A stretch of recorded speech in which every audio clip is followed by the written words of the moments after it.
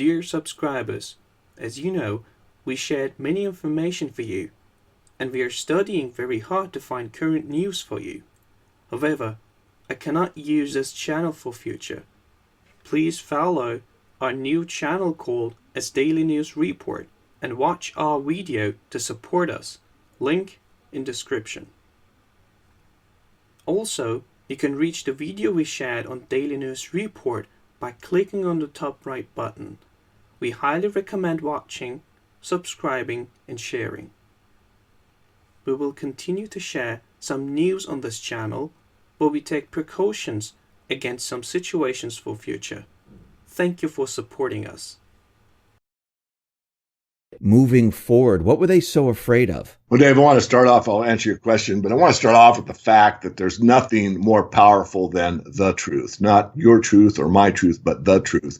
And the truth is that all fiat currencies reach their intrinsic value of zero, or in other words, they fail at some point. So that's the truth. And knowing that as a basis or foundational argument, then why were they worried? Well, they know that. The bankers know that if they go off onto this fiat-only system, and Nixon did a great job of selling the idea that it's backed by the full faith and credit of the United States, and we're temporarily closing the gold window, and all this nonsense, because France had caught on to the game, and they were sending all kinds of fiat, or I should say, redeemable currency back to the United States and taking it out in gold. And they saw a run on the gold supply, and they had to do it. So the reason I went into the derivatives market is the supply of gold is a relatively precious commodity. But if you make a bunch of paper gold, there's an infinite supply. So now you have an ability through the futures market to control, or let's say manage, the price of gold. And you can do that by getting your buddies, in other words, in the central bankers that have a large gold supply, to feed the required amount of physical in the market. But most of it is done on a derivatives basis, meaning settlement was done in paper. In most commodities, there's only about a 2% that's actually taken in the physical commodity. And that's not just gold. That's wheat, that's soybeans, that's soybean oil, that's cotton or cocoa or coffee or any of the commodities. There's a huge amount of speculation and quote unquote hedging that goes on in these markets that are all done through derivatives only. And the underlying physical asset is a very minor part of what actually takes place. Most people don't know that, but that's the way it's been for a very long time. Now, let's say they didn't create the paper market and they just let gold be the way it is and silver, and they didn't do anything with it. And they continually created the currency like they've been doing, printing and printing and printing. What would the gold market look like today? What would the silver market look like today? And how would that affect the central bankers? Well, if there was, you're saying there wasn't a derivatives market. Yeah, let's say they didn't have it. Let's just go on the assumption, the whole theory that they didn't do it. Right. So you'd have a cash market only.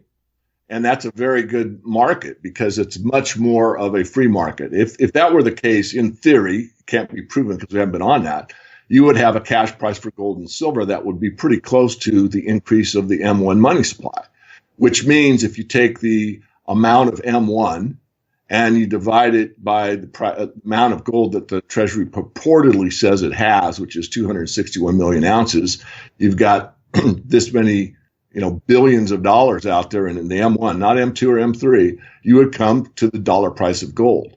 And that would give you a price right now of around 13,000, I think the last time I did it. And then for silver, it's much more difficult because silver was basically demonetized in 1965, and you could cash in silver certificates through 1968. So any of your knowledgeable commenters can comment on that. I'm well aware of that fact. But silver is a little tougher because it's been demonetized for so long. But, if you go to the classic ratio or the monetary ratio, it'd be 15-1. So the market would also determine that. So in a cash market, you would get much, much closer to gold monitoring the increase in the M1 money supply. That's what would take place. From the central banker's point of view and from the people's point of view, what would the fiat currency, when people look at it and they say, okay, wait, gold is at 13,000, silver's, whatever it is, 500, 600, 700, and the fiat currency is out there at the same time, how would people look at at the fiat currency, would they say, oh, wow, this is great. It's great to own a dollar? Or would they look at it completely differently? Well, Gresham's law would take hold, as you know. So what would happen is people would save in physical gold and silver and they'd spend the fiat basically as fast as they can. The problem is psychology. I mean, and I'm going to digress here, Dave, and bring me back if I get lost, but this is the whole idea of long-term capital management. I mean, they had some pretty smart guys that wrote the software, and basically they thought they could predict human behavior, and you can for quite a while, but you can't predict it 100% of the time, and that's where the rub comes. So with that foundation, the important point is to know that once the gold price was set free, meaning that there was a cash price only, people will get excited to see what's coming. They understand, every time the money supply is increased, that means that the dollar's worth less because gold's constant.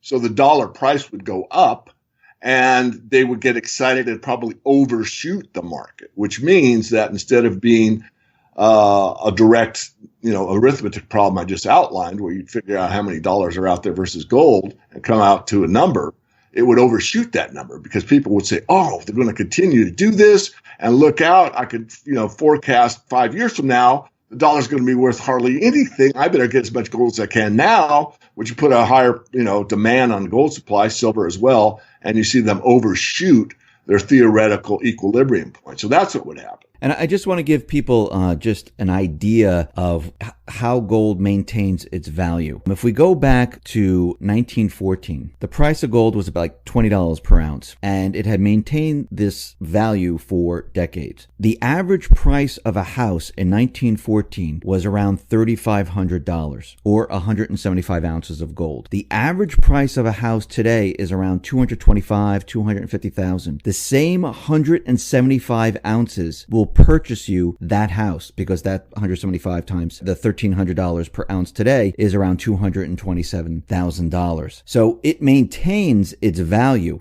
I mean, and this is the manipulated value. And if what you were saying, if gold was unmanipulated, non-manipulated, it would be around 13,000. So 175 ounces would buy you multiple houses today. And that's how bad fiat currency is. So gold and silver basically keep their value as the fiat currency continually loses its value. Well, that's a very excellent point. I think that's really important for everyone to think about, because what you really want to do when you price gold is to price it into something else, not necessarily dollar, because we're brainwashed into thinking dollars have value. And, and that's just the basic premise of the whole banking system. But if you look at it in terms of how much does it buy in oil or gasoline or automobiles or houses or something tangible that's really there, then that's a great way to look at it. So that's one way to really think about, what is the gold that I bought at, whatever price, and maybe higher than it is today. But is it doing its job? And the answer is absolutely it is. And the second thing to think about is that it's mispriced in dollars in a horrific manner, because if we went back to this idea of the cash price of gold, and it actually blew the whistle, let's say, as a metaphor, blew the whistle as a cop on the street and said, everyone's attention is like, look, we're calling fiat farce, as you said, totally phony, false, and I forget how you say it, but it's fabricated, false, and phony. And the gold price would indicate how badly the people have been taken for a ride based on the bankers' ability to counterfeit everybody, and they have an exclusive right. Another important point, I think every one of your viewers and listeners know this, but it's not that the government, prints money. The government borrows money printed by the Treasury that's controlled by the Federal Reserve, which is a private bank. So you're making these private bankers rich. And, people say, it's okay, we owe it to ourselves. No, it's owed to a private banking consortium. That's who it's owed to. And they basically control all governments planet-wide, with the exception of like North Korea and Iran and Cuba, some of these, real black, very hostile nations purportedly. So money is power. They have the power. They have the control. And they're doing everything within their means, meaning derivatives markets and propaganda, to keep that paradigm alive, because they don't want to see anything that usurps their power, which could be cryptocurrencies, precious metals, people creating their own. I'm all for competing currencies. I'm very much against this banker control mechanism that's been in place for so long. You know, it's funny you mentioned cryptocurrencies because it looks like they're doing the same thing they did with gold and silver to cryptocurrencies. They created a paper market. They're out there demonizing cryptocurrency. The same thing they tell us about gold and silver. They're barbarous relics. You don't really need it. Why do you have it? It's not really money. And they're doing the same thing with crypto. But they're taking a different path. They're saying criminals use it, terrorists use it. You shouldn't have it. It's very volatile. And you can see they're preparing and getting ready to try to control the crypto market with the paper market, just like they did with the precious metals market. It looks like they're doing the same exact thing because they're very afraid of, like you said, other currencies competing with theirs. Absolutely. If you go back, and for those that don't know, there's a film out there, documentary called The Four Horsemen Film. If you Google The Four Horsemen Film, you'll see it. And in the beginning of that movie, Julian Tennant, who's the Financial Times editor, chief editor, very bright woman, and she talks about the cognitive map, which means the way you think. And so she says, if you could control the cognitive map, then you've got them. In other words, we're talking about the same topics you and I are discussing, like what's wrong with the financial system, what's wrong with the monetary system, and what's controlling it. And so it's going back to what you said about crypto. If you could control the way people think about it, then you've basically got them. It's a psychological move, really, because if people that were, let's say, on the fence, like, well, maybe I'll buy some crypto, or maybe I'll hedge, or, I like this one's gold backed, or I like this one because it's based on Chinese tea, or whatever their motivation. But now they get a push from the other side saying, oh, only terrorists use it, or, some scare tactic. It's going to discourage any new buying into that. And once you discourage new buying, a market will flatten out or start down. The only way any market goes up or down is buying pressure or selling pressure. So if all the people that are in the crypto are in, let's say all the way, and there are no new buyers, it's going to stagnate. Do you see cryptocurrencies merging with gold and silver, where people will look at it and say, okay, this is backed by silver or gold? Well, it's already happening, and I'm associated with silver-backed crypto. For those that are interested, you can go to https://ag.lode.one. But I think, now this is me, and I am not that into cryptos, but I think that could be the next step. There's a big problem with cryptos in general, not all of them, but the majority of them, I'll say 80% of them, which is trust. And that's always the problem with fiat currency, is how much do you trust this stuff? So people trust something with intrinsic value. And so you can back a crypto with, as I said, wood or cotton or cobalt or tea or whatever. But you also do it with the best money of, that the world has voted on, which is, gold and silver for thousands of years. So I think it could, not would, but could be the next step in the crypto world, where you're starting to see more people that were hesitant to get into it because they had resistance to the fact of, well, what's this crypto really mean? Yeah, it's limited, or it isn't limited. But wow, now I know what it could do.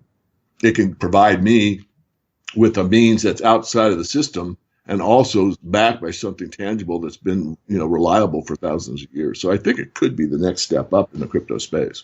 Time will tell. I just wanted to move out to China and Russia. They've been accumulating a lot of gold. China's been dumping treasuries.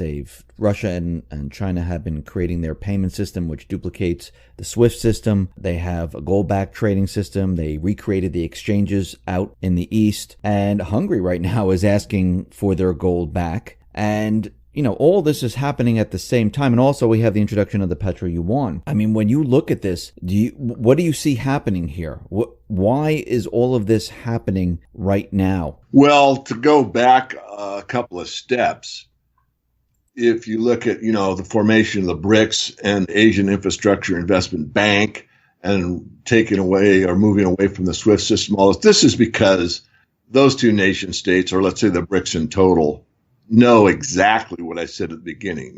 Only the truth works, and the truth is all fiats fail. So since the reserve currency is the dollar, it is failing as we speak. in all practical purposes, it's failed. It's just that the market hasn't woken up to that fact yet because the bond market is still sky high. So those countries, particularly Russia and China, by the way, as an aside, Russia's total gold holdings on an official level just became number one over China. In other words, purportedly the U.S. has the most gold, but I question that. But as far as between China and Russia, Russia now has more on the books gold than China does. So they have moved away from the dollar slowly and surely, continue to get the best anti-dollar asset that is available, which is gold. They continue to accumulate it. All gold mined in China stays in China. Most of the gold mined in Russia stays in Russia, and they buy more in the marketplace on top of that.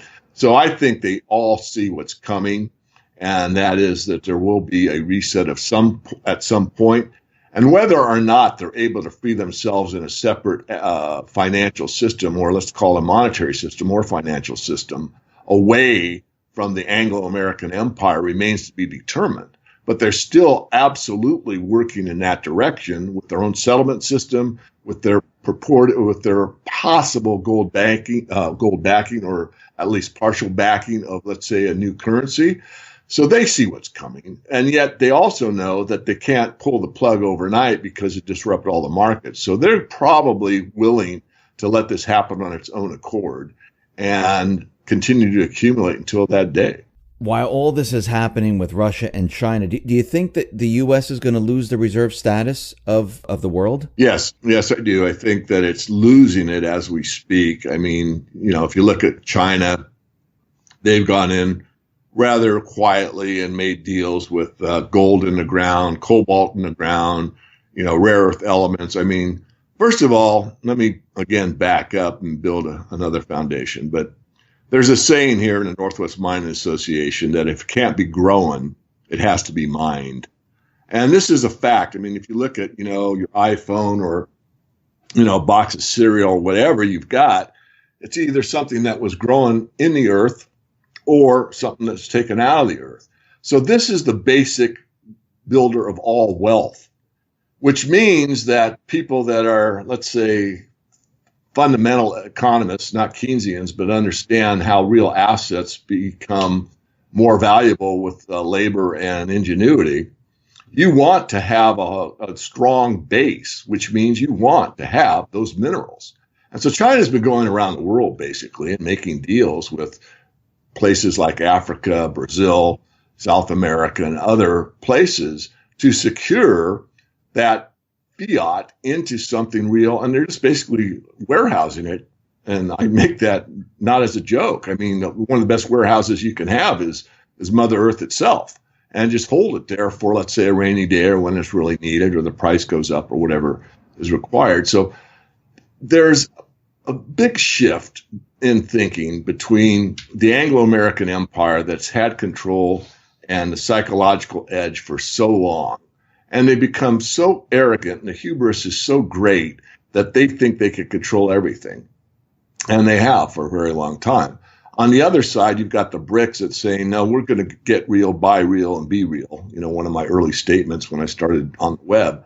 And that's what basically the tactic that they're taking. But they're not announcing it. You got to do a little bit of thinking to see clearly what's going on. But that's it.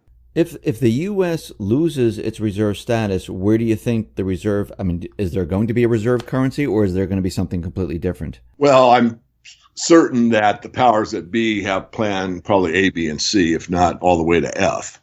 I think they're, prepared to take this system down and resurrect something. I mean, Jim Rickards makes a great argument about the SDR. He also says in his book that it's basically the same system. It's just that the public wouldn't know that because the sales job coming from the powers that be would be so strong that, look, we've got this new currency. It's international. It's not a dollar. We're going to reset the system with this SDR. SDRs has gold, which is really paper gold, and everything's going to be wonderful again. So I don't rule that out. I think it's a possibility. But where it will go, I think, I'm not bright enough or on the inside track to know. What I do know is that there will be a reset. And when you get into that type of unbelievable chaos for a momentary amount of time, the results are unpredictable. So I go back to the long-term capital management that I mentioned a while back, which means that the powers that be, again, being so arrogant, think that, well, we'll just do this, that, and the other thing. We'll cool the stock markets. We'll close them down for a week. We'll reissue this currency and we'll bring it back up. And, everybody's on our side, so to speak. When the actuality is human behavior cannot be predicted. So you don't know really what they have the ability to control and not control. And when we're talking money, we're talking about something that transcends everyone. It transcends religion, race, national origin, religious belief, sexual orientation, everything. Everyone's concerned about, quote unquote, their money.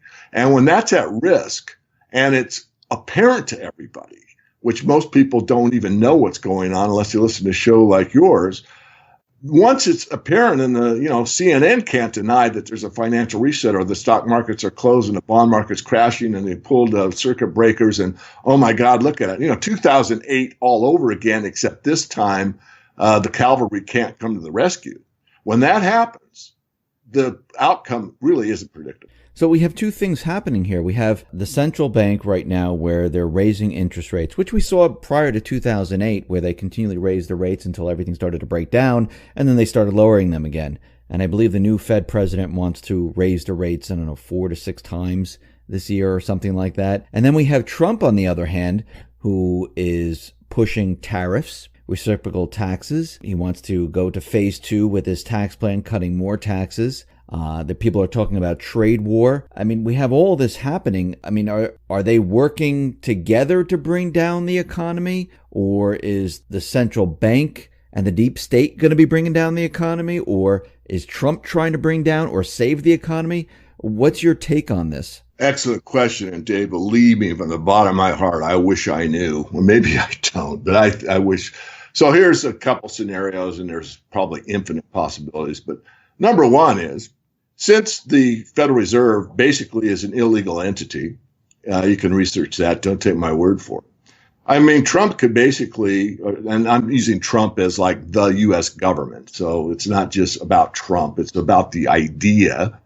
But in theory, or in actuality, you could you could have the mint make a great big coin that's, let's say, a foot in diameter and put 21 trillion on it. And hand it to the federal and take it over with some armed guards over to let's make it out of pot metal. Let's give them something valuable and take it over to the Federal Reserve and say, we just paid off the national debt.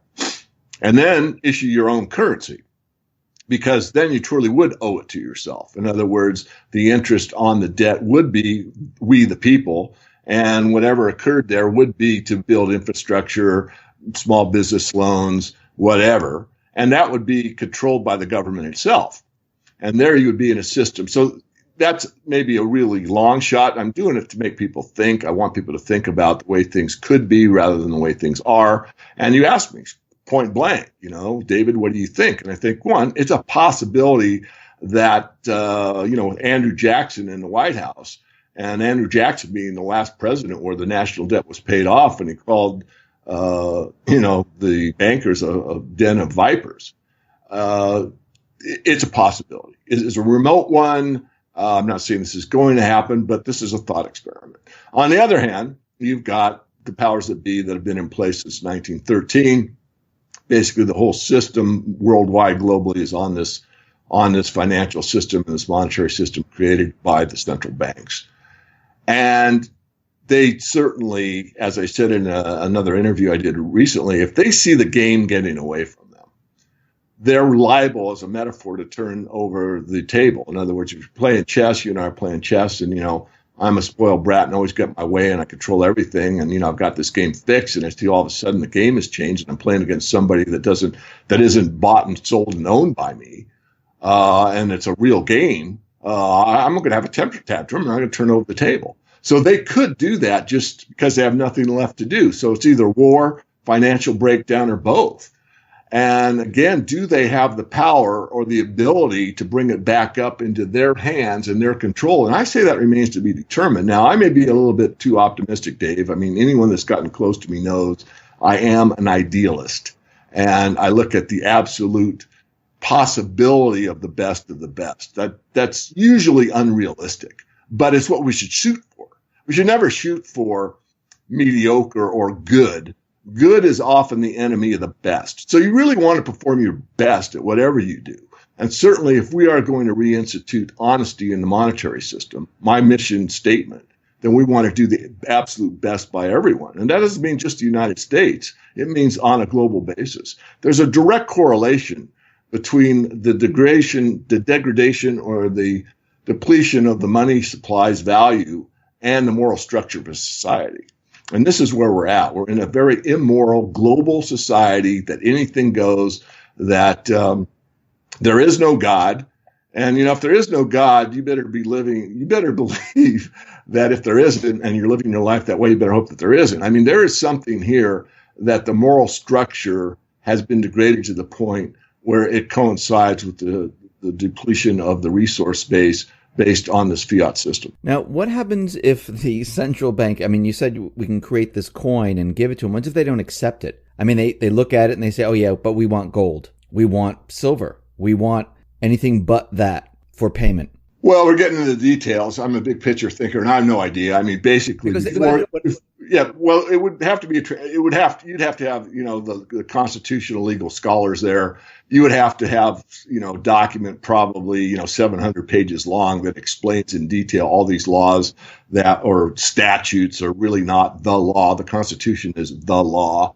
Has it been usurped in 1933, declaring bankruptcy and all that? I know all that stuff. I don't want to go into it here. But the point is that you would have to have backing to be able to do it. And you'd almost have to do it at what government does best, which is by force. But if you could build the case, and we already know, this was tried by Kennedy, basically printing, a United States note. And of course, he was taken out for that and various, probably multiple other reasons. I'm not saying it could take place. I'm not saying it would take place. Again, I'm doing it as a thought experiment, but this is something that we need to do. I want to quote the late, great Michael Rupert, and he said it best, I think, and that is, unless we change the way money works, we haven't changed anything.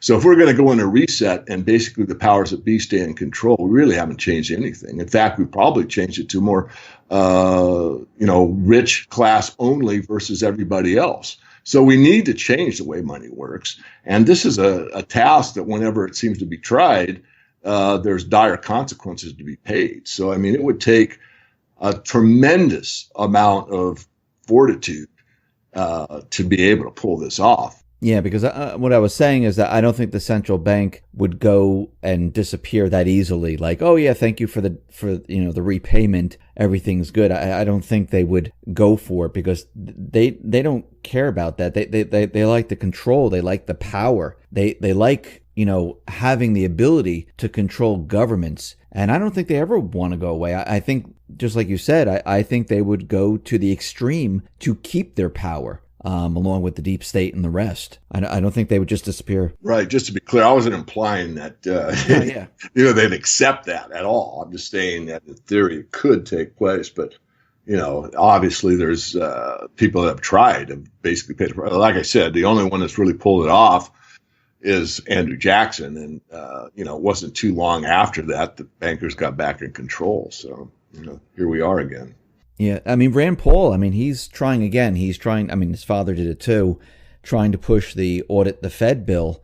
I think that probably is the right approach to go in and expose the central bank by auditing them. There's a reason why they don't want to be audited. But if they can get that passed, I do believe that most likely Trump would probably go with it because he does have Andrew Jackson hanging in his office. And I think they would go down that path of trying to show that, the central bank is a complete corrupt organization and to show the American people, to show the world how bad it really is. Yeah, and it'd have to be well thought out, much better than I'm doing here. Probably you would have to have two quote unquote dollars. You'd have to allow the system to use the Federal Reserve note, their currency, and then issue United States notes simultaneously until one dispelled the other one. There's a lot to think about here. I'm not even saying it's a real solution. It's more of a thought experiment, but I want people to wake up and understand that government doesn't print the money. Government borrows the money, and that enslaves everyone.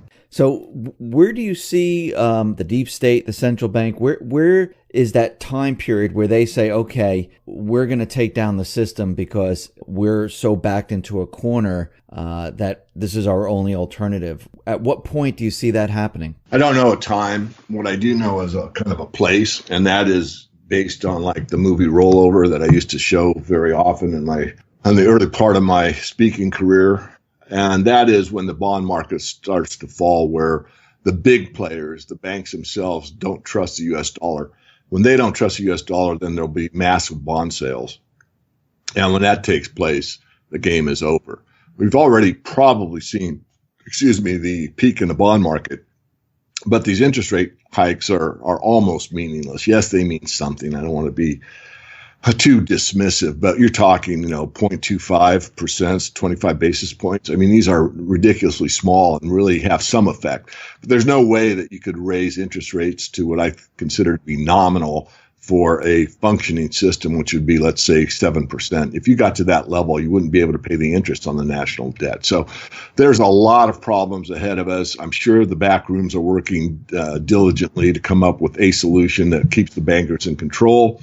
And there's a huge price to pay. And on that price to pay, I just wanted to remind everybody that, the Declaration of Independence, the whole thing revolved around the start, which was basically that, in the course of human events, it becomes necessary for one people to dissolve the political bands which have connected them with another and assume among the powers of the earth the separate and equal station to which the laws of nature and the nature's God entitle them. In other words, natural law, which is really the paramount of everything for everyone on the planet.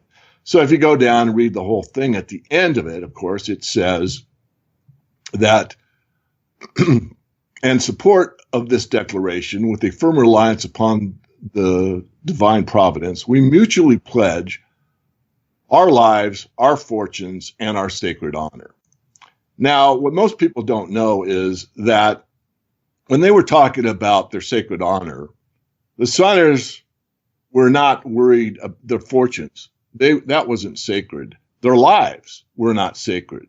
What was sacred was that they realized that if this came to an armed revolution, the most important sacred thing that endured would be the ideas, belief, and faith that form the philosophical heart of what we call freedom.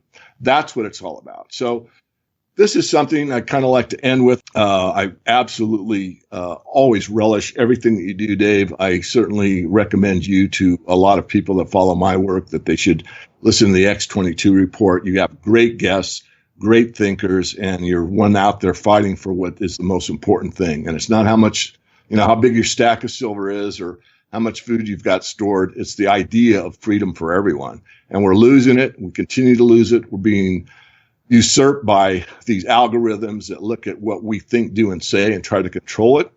And really, I'll end with what I started with. There is nothing more powerful than the truth. And I'm still working hard on my part to get that to everybody that will listen. Hey, Dave, thank you very much for being on the X22 Report Spotlight. Once again, how can people see your work? Best way is to get on our free email list. Just go to themorganreport.com. Give me a first name and a valid email address. You'll have to verify it's you. And once you're on there, you'll get at least a weekly update. And then if you're so inclined, we have 2 subscription services that are on the same website.